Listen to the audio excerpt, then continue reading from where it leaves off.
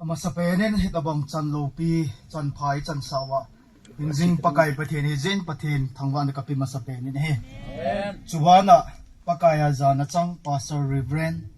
holam kai hozo se yong kazana kapin chuwana bungpi kupin pi lam kai te ching hen lang ke su hen chule nu te kiloi khomna chule hau sau po zo se chule nu te ho nunga go thang lai hong kal sung ho zo se yong nam se pai cheng le vi to thaleng in a bon chawen ka za now salam ka hin pe so kai wina he amen ki pa amen tu ni ko he ipias ki pa amen ka ti ham tia le hakat wal se hung gen the na pa ti san nai sana gamin chu now tu ni ko he tawang kin lo pi ho pathin ang sunga ki su nim na ki pa na ilo la ama thangwa na ba soi na inei thi pau hi adi senen hichilai ana chu do nu te ho hi nu te ho zo se chong ke pa thu ka sei na he enga dang cha pang poi ti na he pon na ti san nai sana I chu na pau cho tu ni kwa he aga khat om do thi pa za la cho nu te he pa sa na sang ta ka pin ama sang lai kha boi ni achi sa hapta thum ma sa cho kha be line kan chi ta in nu te kan vil te in jang chu kan nei sun sunu chu thei tui chon du kan pita in to he le lai kong ani ve chan na hin I phasa sa ki hung no me yong la tu lai din mun hi masanga sang in tham khat hung strict ti de ham na la ho ta hin ki vil to he ha sa jet ta in him na thal pu ma chun de bang hong ki hung thei ta hin e chun phat sa ki hung vil nom wang chun nu te he hong ki vil zo ji po in yong la amun jong ko da tha thei mun a hi po in tu lai ya he ya cho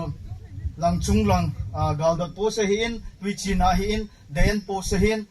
ko hui po sa hin phai lang kot ko he ko hui po sa atale lai to khompi nam se pai han lang dang yong le tu ni kho a he bon sau thale nga so ke ma he ngai chat khat taw na ngai chat khat chu ke ho phat nei pi win ta he kan ki thum tho jeng hin ken ka ge la chu I ma ki hi yong le AP duam ka ti tho win na yong le ke ho ka ki ge lam pe wa chu niau cha ka ni da nu tan anum nai ga se wi bo win na a hai yong hi mai the hin lungim be se wa ye chu boi nu na hong chu boi ma lung ti me fresh zo lo hin na ya cho ma ho ko I mo pun I chun ke wan ka taw na ko ngai cha pa ka sei num ka thum num ya chu I at ki se yong le him le thal tam ta ko hutin mi hem tam tam jong leo hen pathin apan lowa ya le kilo hing lo de hi ji chun ya chu pathin za la han san na ka nei du ka dei na hi na ke ma han san na wang ka dei po na hi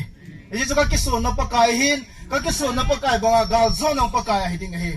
amen I chun ka ki so na hi pa kai di ta thing ta ke ka ki so na ba nga ka loi ka gol ka to khom pion ki so na thinga ki so diu ka dei na hi ji chu na mo ki so na thinga ki so thi na diwa ne tao ko bin lang som cha ka sei be num chu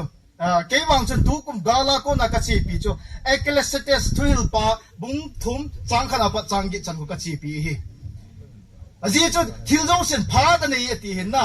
thil za kai pha da nei ati hi ya chu ke yong phat khat lai nam si pai kan hi wang chun thu dop lai chun I bi pha na kan ki manam ati hala atam zo he drugs addict ke ma ka ki man hi evangelist tal cha man lun ne he de hen chura champula ama nung kan na zuya atam zo ahi game ko atam zo ke hol ka bol ko drugs ne ho I chong na kan na thai hin a chai na pen 2023 gal kon ta ge ang cho pastor ho thang hin evangelist ji thang boy to chai na pen na chon island block s ilim phaya ko it's like a chai na pen a cho drugs addict ke ma kan ki man a chai na cho hita in ya so thil jong sen phat anei banga cho hi chi tu phan in galin phat ki hung ta hi chi langa cho kan hai te ding ti nei ta lo he ke cho hi so ka to ding ka get ngai hi pathin in he na chi nai pi pa so lung chi nai pi pa so man ding ai pi hin na hi so ka ki man ngai hi ya so thil jong sen phat anei banget a phat dung zu ya ki mang the ho he ken bang mi ching he ka ti cho na a phat to ki he lowa galum ta oi la ham khat del ti ho bang chu ka ti iwai mo na thu hi hin ke ong hi chim angai ngai chun hai jing ting hileng thil zo sen phat ani ti pa hello la ka pan gi ta cho tu ni khwai lai mo na hu zo se thil zo sen phat ani ti he thiam theo na hi zal wen pathin ka thang wai de he ye chun lungdim poten lungneu poten lungladai pote mi hema ki song ka hi lo zin zona cho pathen ei pi tho de hin na hi chi zona chan na thei di wa chun nam sipai hin vi hin ka bon chawa apoi mo pen cho dam theina ka ngai chawi ne he ta sa dam theina apoi mo ma ke ho dinga azi chu ki khel na ha sam na gang chala ka ki khel pi di thei ji lo he enge hilai mun se channel itam du hin ai long la i di sui pum pi hi ven i ga ge la hal i ven now alin be se jingin mi he ki hom thoma ma hi ji chun kadam theilo wa ya le ka diu ti po now isan hama ha sam ding hi ji chun dam theina ka ngai chat pi pen hi chun taw na poina diu ti po zo se dinga lunggil ta nei taw pi du ka di ne he i chun i pi le nu te ho zong hoi lai mun hi le gam gi phai in ke theman be he in kang po be he in chi chun nas sak ta in tu chang ya ho tang lo wa nu te hin diu ti po na lai jin i ye la ya le pasal lo na tong ke lo pasal hi na yong wi za ta na kom zo ikisit na kom zo itasit na kom zo ji hin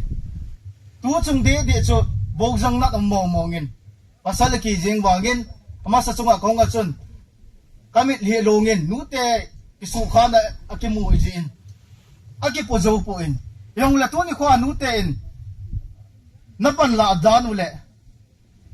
nei ta sat danu nei chu danu aki mu te nga ilunglung alin chu min na I tha ki be in I thanop na chu min I chun hichilai mun hi ki chu na hin lai kon na ain tong min ni ve pansa JCB a anoi post ge ko BSF photo na ge ko JCB na an to hin je pa je nu te ho ki hin do win akitin kan del ha in ipi buchu bol di tam ka di tam ti cho hin an ki del hai ha le lai ka hung lun win la lam kai ho en akile do ta we ti le ke ta wen ni ve pan sa kan del ha ho lai he ke hon jong ya se nu te ani ko sa ji in ipi le ibol thei na chi wa cho pan ila o cho hi in tu ni chan ge ya igam ina ma dinga thaselu he la pan lo zo se yong pa cha na ka pe ne he amen tu lai din mun hi ve na hi ale a sei the ma tong min atong nom an hom ta in yong le atong kham he thase pu te ka ti no me na ni ko khan le tu ni a kan na to pa he ka diu ti po pa ai lo wa le ka pan la pa he chom ka sa de ka gel do cha ke wa ya hi mi sa nga hi ha zo te ding tinat ka tin pa cho mi sa nga diu ti tam pu ding ai lo wa le pan ha la ding ti pa he ke ma tha ka ki gel na ki he ya ni ko khan na chom kan sa de cho hom kan sa de cho ka pan la da ni da chu ya le tu ni khwa nak na pan la chu hom na sa na lo ding a cho pan tha la du ka dei sa in he ye chun min ni no chat pen du chu ni ko khat le yo yong pathen za la ki wai hom tum na in nei teng wai le hi cha pan anala khalo ho si ho ki si du chu na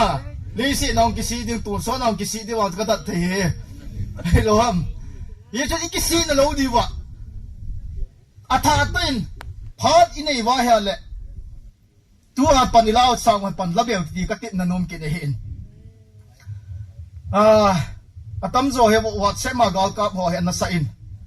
kenong ma sa de ka tin ji tu sei de nga heaven tu chan ge heaven na he la mi to ding se tamin ya ke wa jun ka sei hin munizan hama na to do sein lang na sei do bol do in ka ti hi na ito do sei di cho ito do lo ding khat mi to ding hin lai che yong cho e to di yong hilo sei ki ti ka hi na hi hin ya chun na to do sei lang na sei do bol do in pi pai ka si pi hin hi chun ne ho jong na ho za ling ke ho ka ki til kho ma jeng win ke ho lang na lang ti di ki tum sei na hi ha mi him long ki mu khalo a ki hungai ki mu to a hi yeng e wa ai o cha no ve ke ho hung kum lo he zan ha ge chun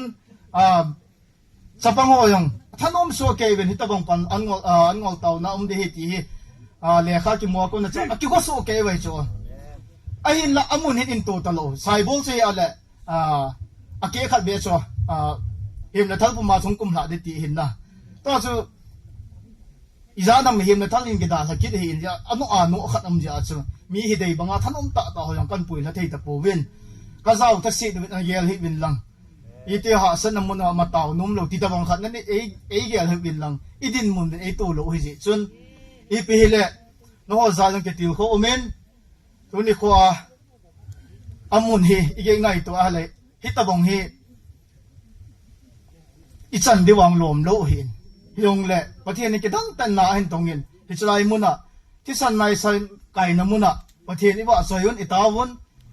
pathian wa choi la ngei ta ta pathian wa choi la sa kon i ngai do thewin ada lo pi ka sama ma jengin na so zo se zalen pathian ka thangwai ni he i pi le i zo